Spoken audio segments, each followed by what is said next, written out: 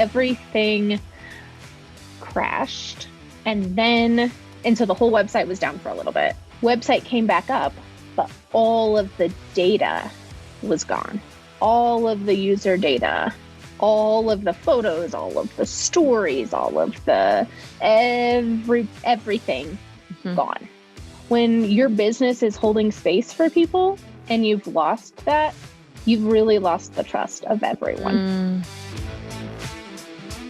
Hey there, friend. This is Stephanie Crevens, and this is the Mid-Level Leaders Hot Mess Hotline, the best podcast to teach you how to be an entrepreneur, someone who thinks with focus, innovation, and strategy. My friends, you are in for a special treat today. We have Aimee Kandrac. She is the CEO and co-founder of WhatFriendsDo.com. One of the things that I hear from my mid-level leaders is that they just want to know that their CEO is a human being, that they're vulnerable, that they can mess up. And Aimee gives you all of that and so much more. My friend, the lessons that you're going to take away from today, grab the Kleenex. That's all I'm saying. She is getting so real with us. Let me tell you about Aimee.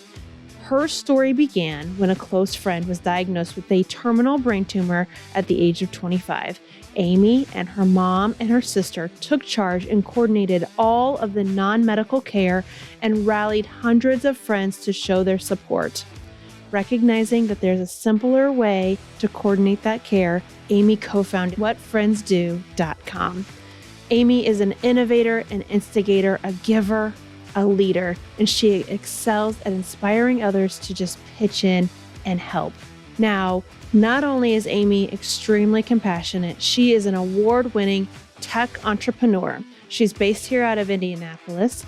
She has won many awards, including being nominated for Indy's Best and Brightest by Junior Achievement of Central Indiana, and as a Top 50 Mompreneur of the Year from eBabble.com. She has been featured in numerous magazines that you know and read: Forbes.com, Fortune, Time, LA Times, Advancing Women, my personal favorite, Oprah.com. All right, my friends, let's dig into this conversation with Aimee. Let's hear the real deal stuff that CEOs go through and how you can learn to think like an entrepreneur, because what Aimee's going to share with you is that every decision has so many layers that go behind that decision, that go before that decision, and why you need to know those at your level so you can support your CEO. Let's dig in, my friends.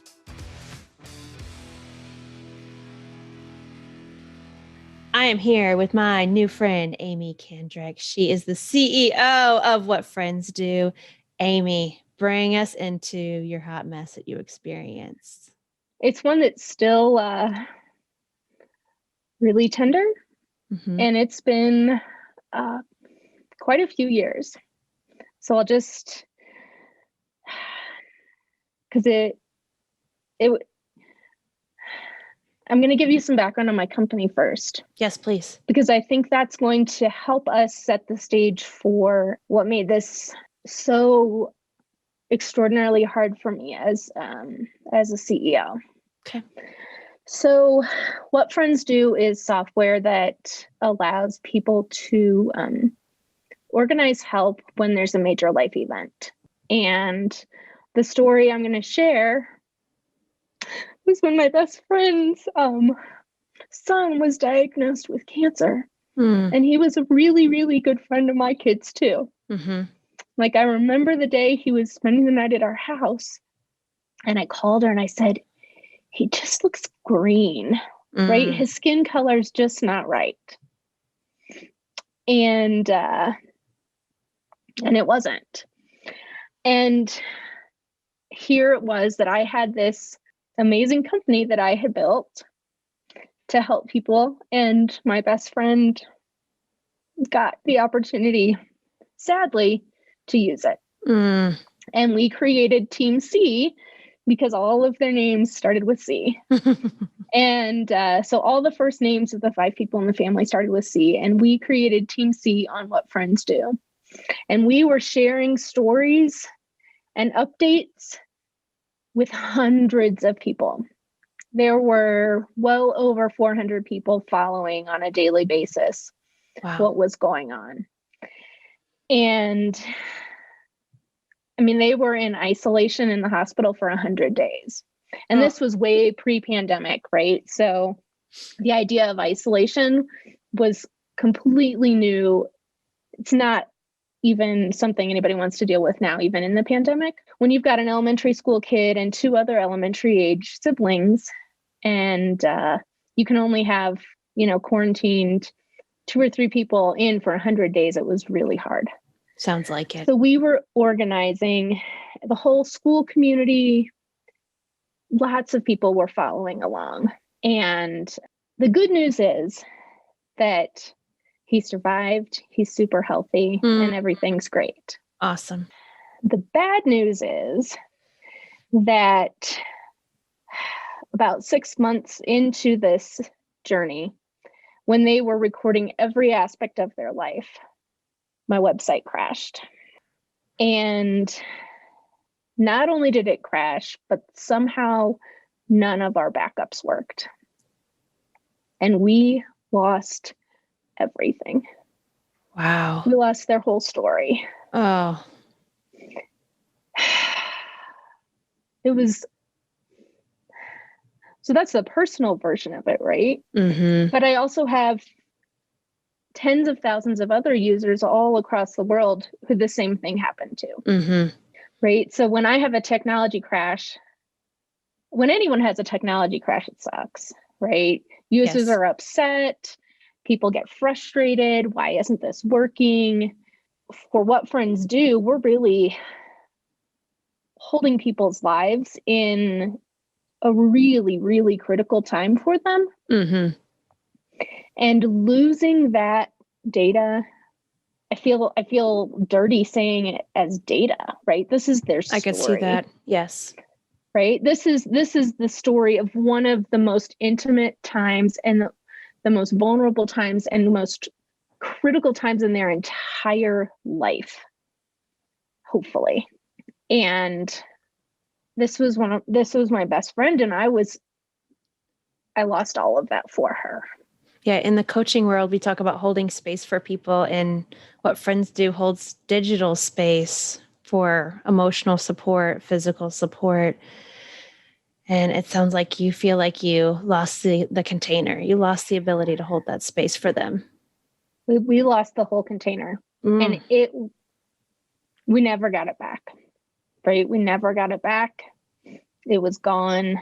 We were pulling in attorneys, trying to call our hosting service to see if they had extra backups. I still don't know why our backups didn't work. It created a lot of contention amongst the small crew of staff at What Friends Do. Why wasn't our backup in place? Why didn't we have it? Why can't we find it? And then the emotional place of me being like, and this is my best friend's story. Yes. So walk us through those moments as a business owner. What's going through your mind as you realize it's gone? Right. As a business owner, first, it was just so hard to untangle myself into the business owner. Of course. So it just was so hard to untangle myself into the business owner. So it was full on crisis mode. Who do we have to get to when? Who else do we need to bring in? And what are those longer term ramifications just as a business? Yes. Are people going to sue us because we lost everything? Are all of our policies really in check and tight enough that we're going to be able to be sustainable? Mm-hmm. Then no one's going to sue us. Isn't that the worst feeling in the world when in the moment of crisis, your brain, and for practical and scary reasons, your brain goes to, oh my God, are the attorneys going to have to be involved? Who's going to sue? That breaks my heart. I've had a few of those moments, and it's just. Well, and because the first person I do call after the programmers and the developers to be like, what the fuck just happened? Is a woman deeply impacted by it on another emotional level. Right. So after that, like you're calling attorneys who are calling like everybody, right? You're calling the cloud service, you're calling like everything and escalating it. Like who else do we have to escalate it to? And every time you bring an attorney in, and I love attorneys, I really do. I know a lot of people don't, but I really do. And I'm really good friends with many, many, many. And I very much appreciate what they do. But they jump to the worst case scenario because that's what they're supposed to do. Yes. And they were making me even more nervous. I could see that. Yes. Yes. So as the CEO and business owner, you're like, well, I hadn't even thought about blah, blah, blah, or whatever other worst case scenario you're coming up with. Yes. Yes. Right. So, I mean, that lasted quite a few days. Okay. Of crisis. Like, what are we doing? Who are we going to get? How are we going to try and figure all of this out? And just for clarity's sake, was the website down completely, or was just a huge, like, significant chunk just deleted? Was there any basic functionality working? So gosh, this was so long ago and it was so bad. I don't even remember all the like details of that. I think what happened is everything crashed and so the whole website was down for a little bit. Okay. Website came back up, but all of the data was gone. So all of the user data, all of the photos, all of the stories, all of the everything gone. But the website came back up. Okay. And so our structure was there, but we lost all of our data. And when your business is holding space for people and you've lost that, you've really lost the trust of everyone.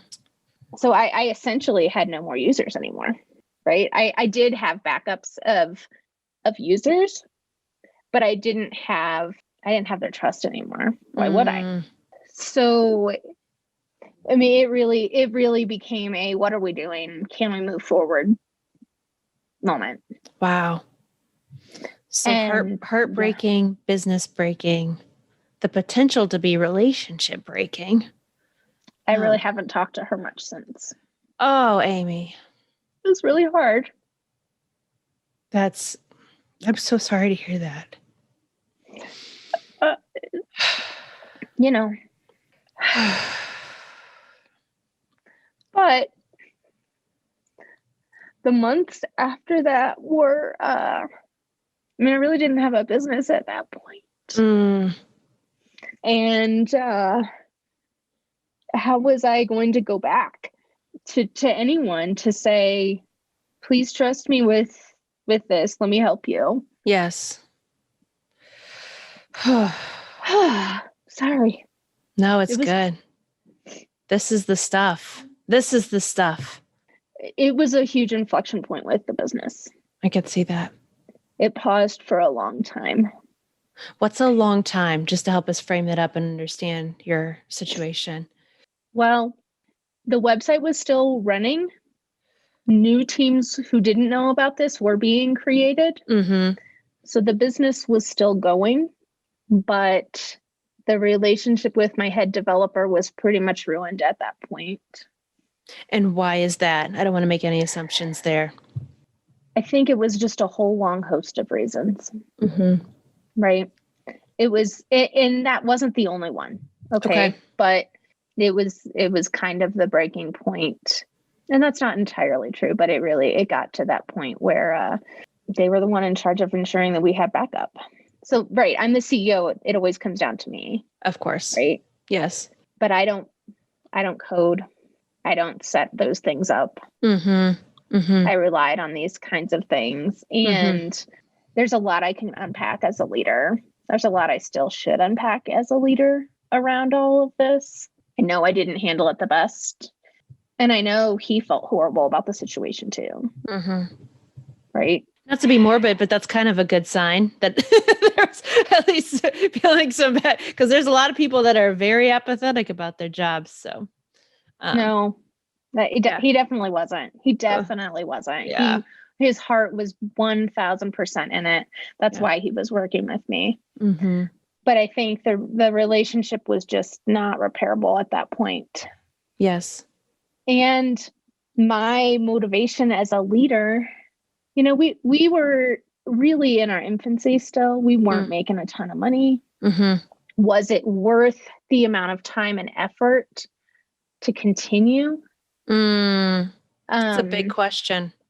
Yeah. So there were just so many questions in my head. Is this really what I want to keep doing after I failed? So your original question was, what's a long time? Like, what's that pause look like? It was probably 6 months. Okay.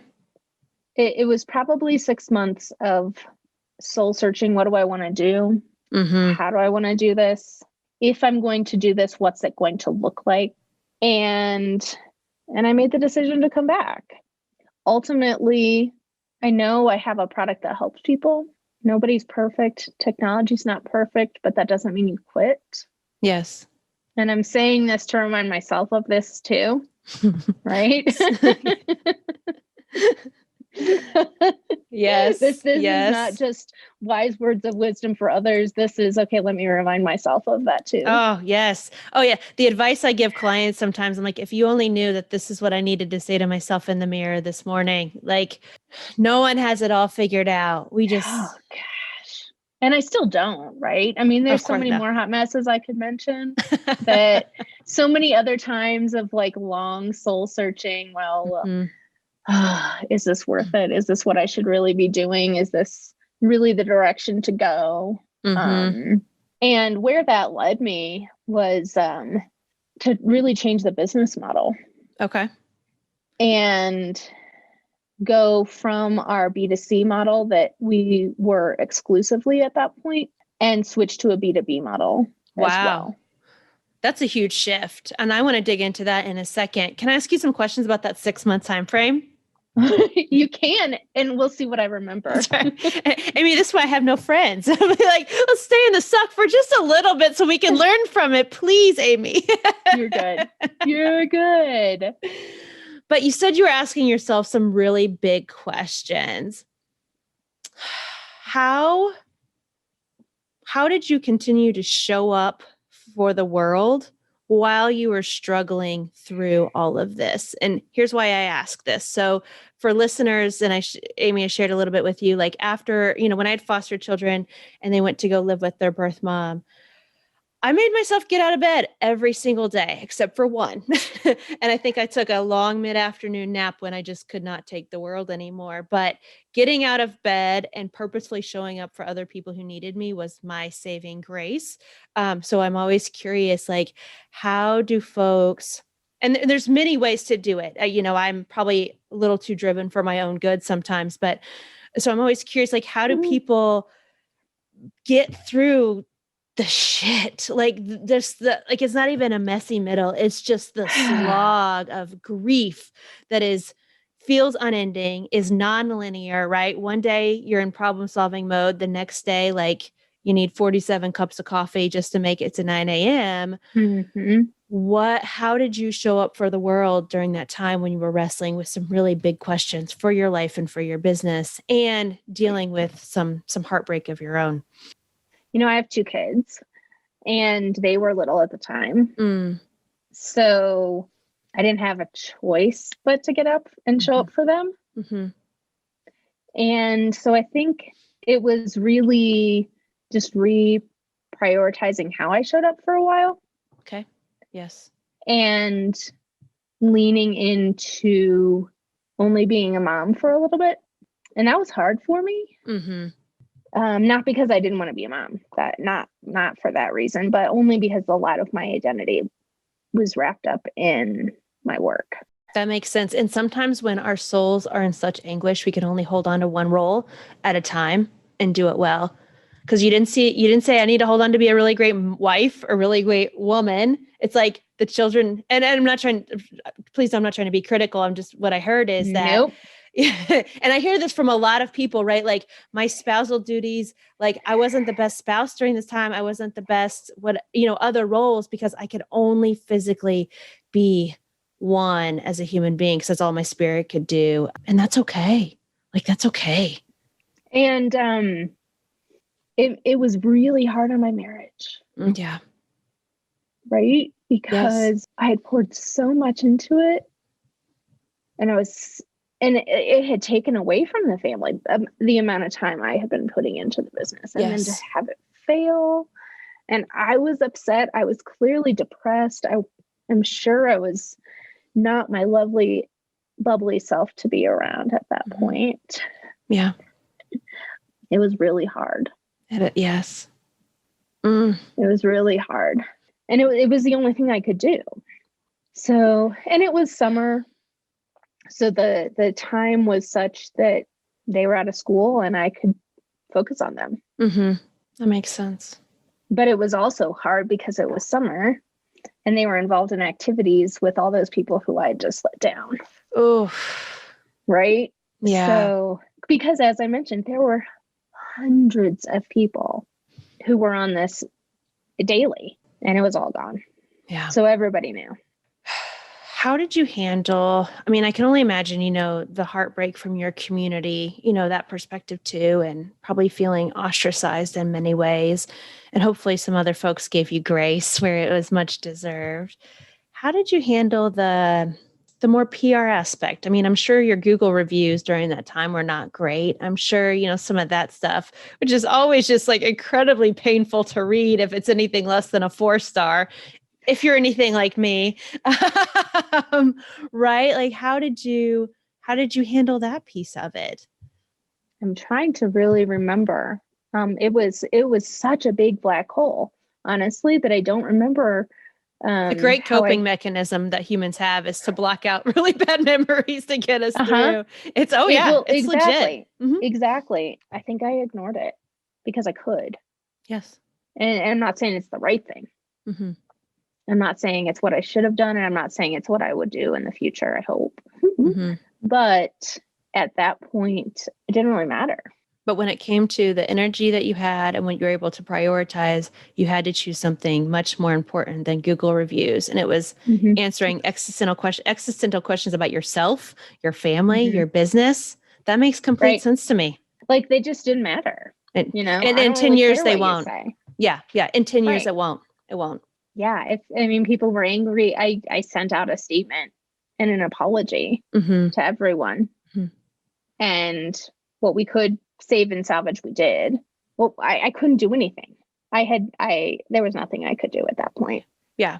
You were powerless over the technology, but you could apologize. You could show up for relationships.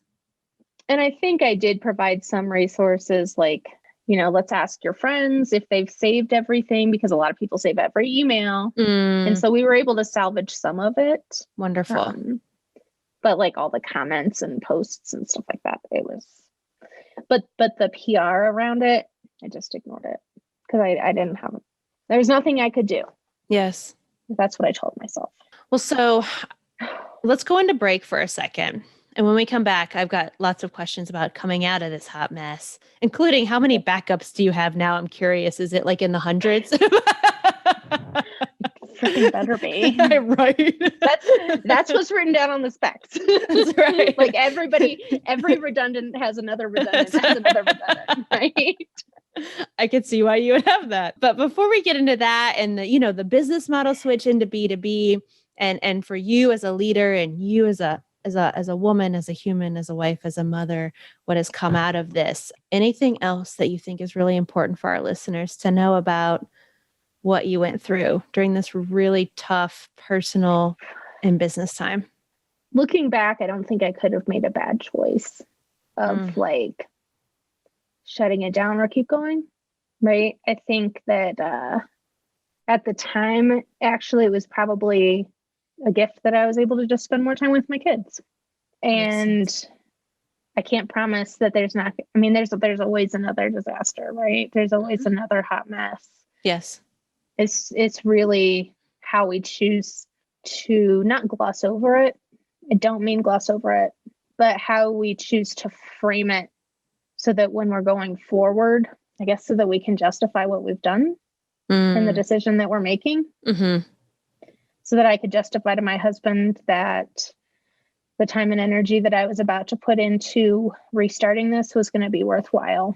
Yes. And the break was a gift to spend extra time with my kids. And as they're like graduating high school soon, and I'm realizing that they're going to leave soon, I miss those times. So I guess that's the little bit of good that came out of it. Mm-hmm. I can see that. It's fantastic.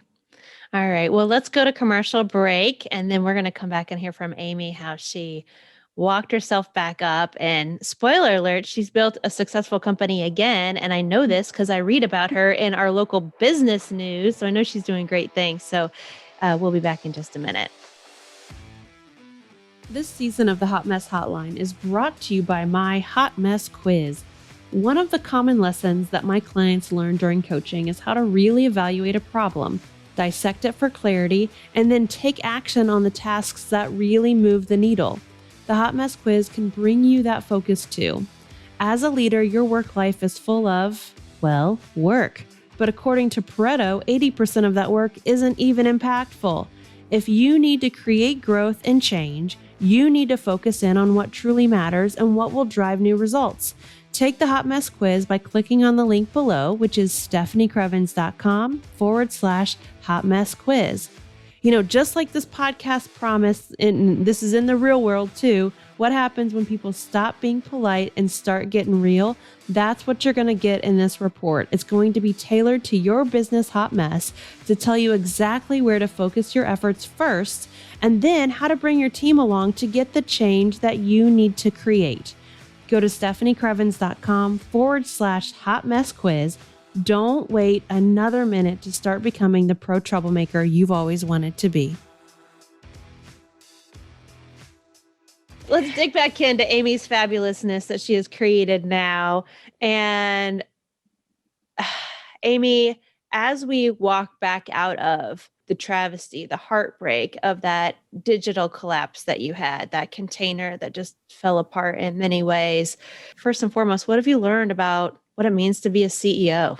The thing that I struggle with not only that collapse, but every even little hot mess that comes up, because they come up all the time. Oh, right? yes.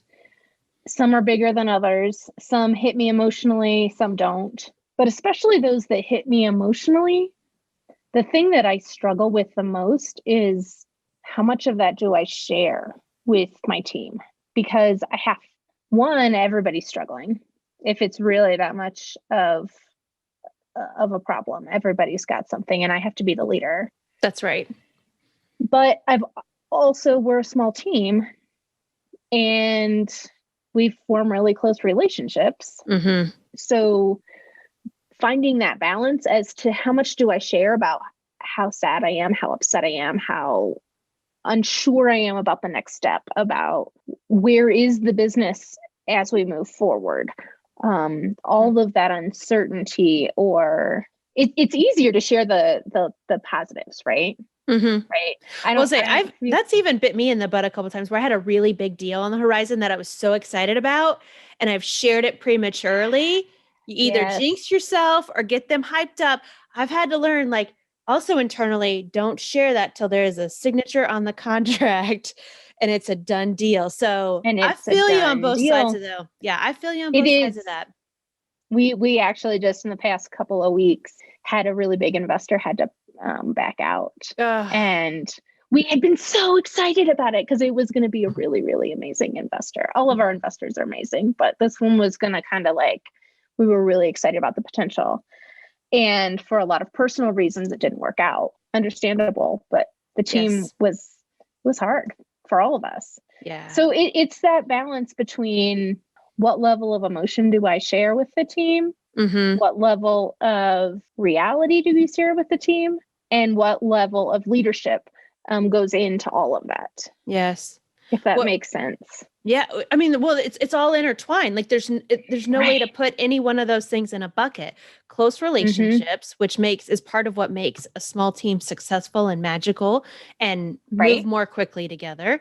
Then you've got, I would imagine in your business, you're the primary person responsible for bringing in investor funding. So that's another role that you hold. You provide the strategic direction. You are, I want to use this word because I can't find another one. You're the mama bear. You're part of the glue that holds everyone together, I would imagine. Hate to use gender specific words in that situation just because of gender stereotypes around leadership, but you're the you're the leader of the pack. Yeah. Yeah. And you run a company that has to make money and hit certain metrics. So they have paychecks so that you all can be together as a pack. I mean, it's all the things. All the things all the time. All the things all the time. And there's good stress and there's bad stress. And just where do you share it to motivate everybody? And where do you share it so that everybody has a realistic vision? Yes. I call it pragmatic hope. Yes. I like that. What is your indicator that you've gone too far either way? Is there something you feel in your body? Is it a certain word you're like, oh, went too far, saw that on her face? Or, what is the indicator for you? Yeah, it's I don't know if I'm a little bit more empathic or I just know my team pretty well. So each person on the team has a different thing that I start to feel and worry. Like I can see how they don't quite respond the same way for a couple of days.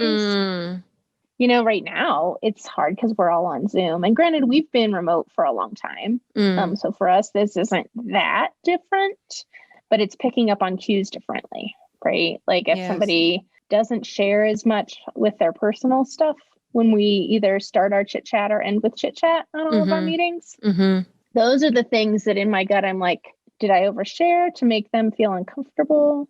There's something else going on, or is it really just them? Because sometimes it's not anything having to do with the company. But again, in a small company, there's just so much intertwined. Yeah. Yeah. Well, it sounds like you have high emotional awareness to look for those little cues that might be indicating something big. Yeah. And they aren't always. Yeah. But a lot of times they are. Yeah. I can see that. So I'm so curious to know, tell me about pivoting from B2C to B2B. How long has that journey taken you? What does it look like? Got a few other questions. I know I kind of leapfrogged on you, but no, that's good. This like switching up business models. This is something a lot of companies do and struggle with at various points. And so I'd love to hear your insights on making that leap. So what we learned after that site crash was that we really had to completely rebuild all of our software, right? Like all the code needed to be stronger. We needed just better architecture underneath. We needed better infrastructure in our hosting, and that costs a lot of money.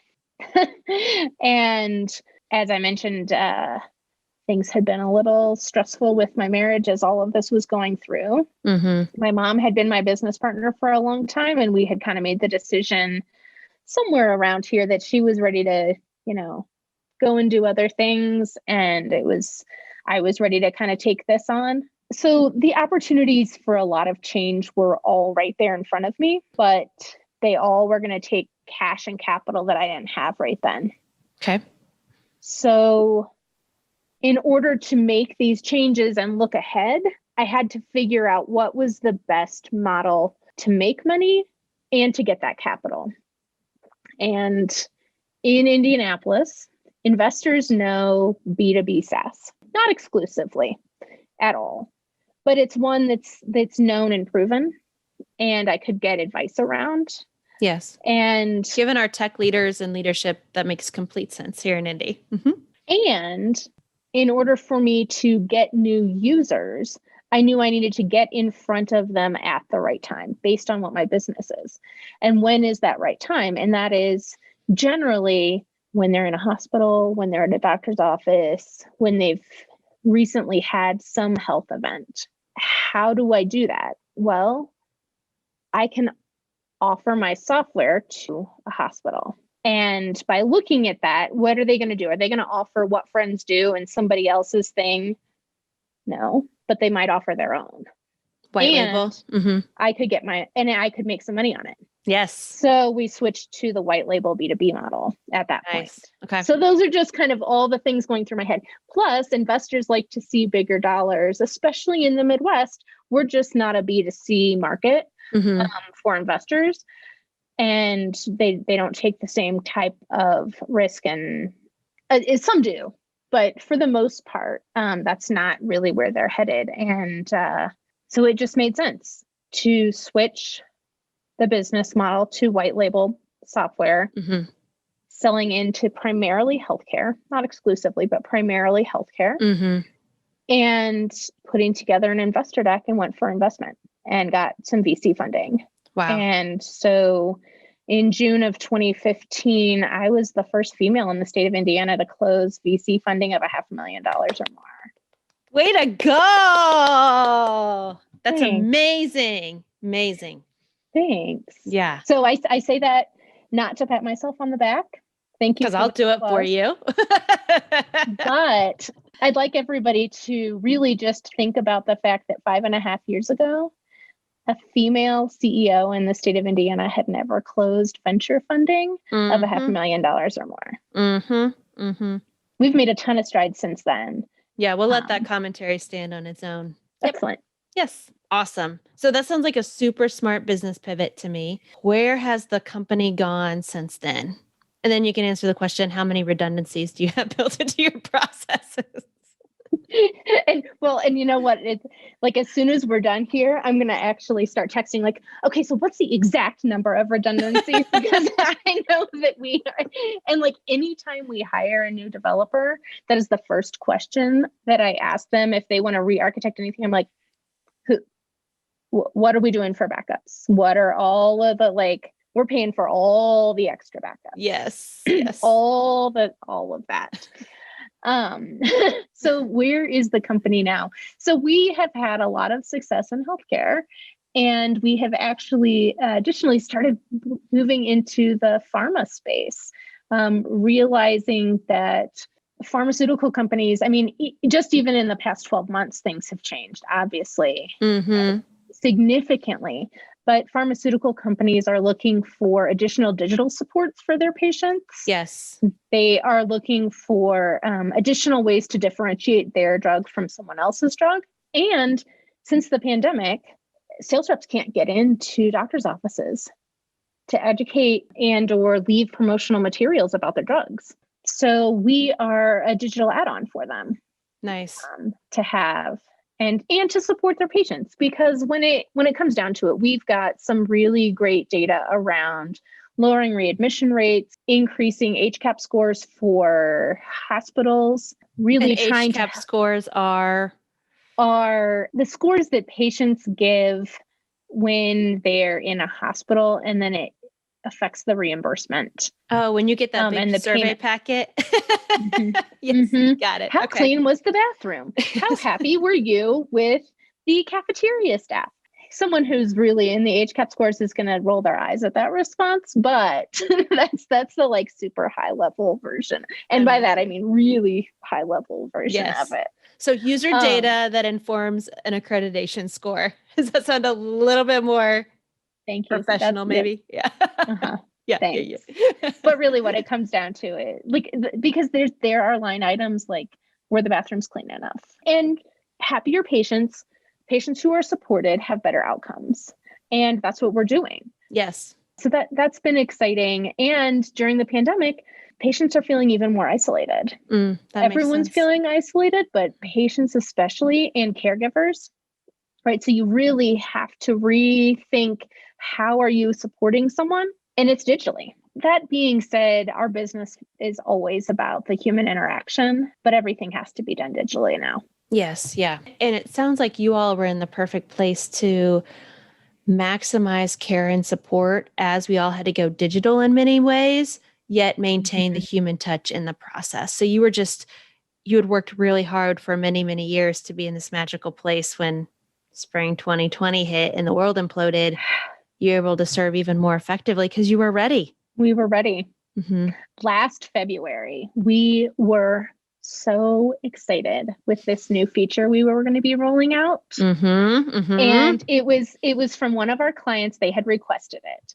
And it was live video chat integrated into the app.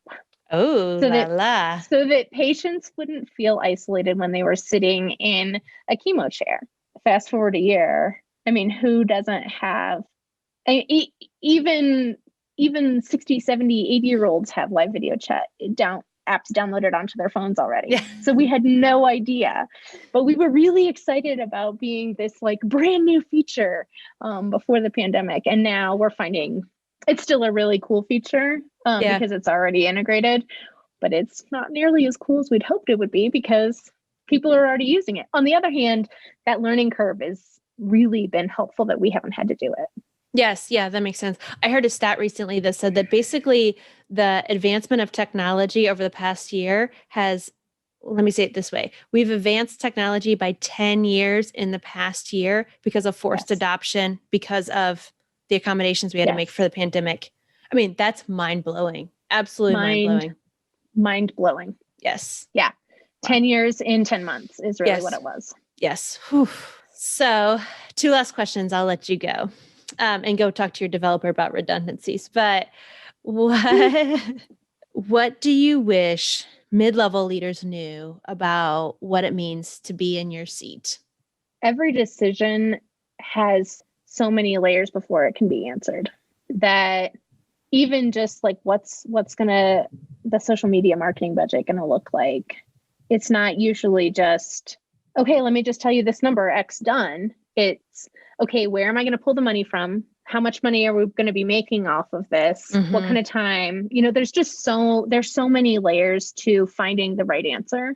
And then around that is, how is everyone going to be affected by the decision that's made? Because even like, how much money are we going to put into the social media budget? There's a lot of people that can be affected by that. There's a lot of things in the budget. There's a lot of things in the business that can be affected by all of that. And the bottom line is, how are my end users and how are my employees going to be affected? So, and maybe I think too much into a lot of these things, and I recognize that as well. But most decisions aren't snap that easy. Mm-hmm. Yep. Because we're really just trying to look out for the business as a whole, the employees as a whole, the users as a whole, and then obviously the investors also. So there's just a lot of factors. That makes sense. Yeah. And meanwhile, your social media person's thinking, but if we just doubled the budget, look at all the new things we could do and all the business we could add. You're like, and yes, and it would be great to test all of that out. Yes. Fantastic. Or that new feature you really want to build that's only going to cost so many tens of thousands of dollars. That's right. That 1% of our users may want. Well, let's fix the other ones first that we know that people are using. Oh, priorities. So important. Oh my gosh, so important. So last question, I'll let you go. What do you know now about leadership that you wish you would have learned way back when, before the container fell apart? That I'm always still going to be learning about leadership. I don't think anybody really has all of the answers. Especially in a startup, nobody has all of the answers because you haven't done it before. Otherwise, it wouldn't be a startup. So looking at every day, you're learning something more that's going to help hopefully make you a better leader, hopefully make you a better business person. But I can't speak to the organizations that have been established for a long time and are able to replicate so well. But in a small business and in a startup, the reason you're in there is because you're trying to make change and it hasn't been done the same way before. But that also means that you don't necessarily have all of the answers yet. And to give myself grace as the leader when I don't have all of the answers. I saw that face. Not the easiest thing to do. Oof. Especially for high achievers and overachievers, really. And if you're starting a startup, you probably fall into a little bit of that space. Otherwise, you wouldn't have had the crazy to get you to do it. That's right. I love it. Well, Aimee, thank you so much for not just sharing your story, but just bearing a piece of your soul with us. I know someone listening in needs to hear your story today. So I'm just eternally grateful that you would share the ups, the downs, the bumps, the bruises, and the amazing thing that has come from it in the process. Well, Stephanie, thanks for letting me come in. Thanks for letting me cry and laugh. And, always. It was really fun. Awesome. Thanks, Aimee. All right, my friends. Let's take a moment and send Aimee some love, some grace, some gratitude for being so open and vulnerable. The really serious, heartbreaking situation that happened not only in her personal life, but was intimately connected to her business. Here are 3 points that I took away from our conversation that I think are especially applicable to mid-level leaders. One is, listen to Aimee's key question that she asked herself during that struggle bus time, that time when she was really questioning everything she had built in her business to that point when the container dropped out. And the question was it worth the effort to continue? She knew enough at that point to know that there was a lot at stake if she were to rebuild her business. And I'm guessing you've been at a place like that in your career as well. Either you lost a job, or, because of something you did, or just because of company situations, or something has happened so drastic in your life that you've had to ask yourself that question. And the only way to answer it, in my opinion, is to muddle through and do the self-discovery that it takes to honestly and authentically be able to answer that question of how to actually move forward. And you heard what came of it, a switch from a B2C model to a B2B model. For a business, Aimee I just loved her linear logic around how she figured out how to pivot into a new market and white label their service, because she had her customers at the heart of her business. She knew that her job was to reach them when they most needed what friends do. In order to do that, she rethought the entire process and has become even more successful because of it, and hitting some tech and VC benchmarks here in Indianapolis that were unheard of before 2015. The second thing that I took away from our conversation that I know mid-level leaders need to hear is that every day she's learning something new. If you find yourself stalling out in your career or in the results that your team is responsible for, I want you to look yourself in the mirror, and I want you to, one, be honest about what are you learning, how often are you learning, and do you have your own learning plan so that you can equip yourself with the skills that you need now to move forward. That is one of the differentiator of entrepreneurs that I've met and CEOs is that they are constantly learning. I invite you to do the same. And then second, when you need to put yourself in your CEO's shoes, remember that every decision has many layers of information and perspectives that have to be added in before that decision can be made. And so chances are you might be thinking about the organization from your vantage point, from your department's vantage point, from its results. And your CEO has to think about the company in its entirety and all of its stakeholders and constituency groups. So when you present an idea to your CEO, I want you to put yourself in his or her shoes before you present that information. You're going to come across as more strategic, more focused, and more innovative. All right, my friends, let's get off the internet. Let's be a problem solver and a pro troublemaker that gets the real work done, that does the hard work like Aimee showed us how to do today. And I'll see you soon, my friend.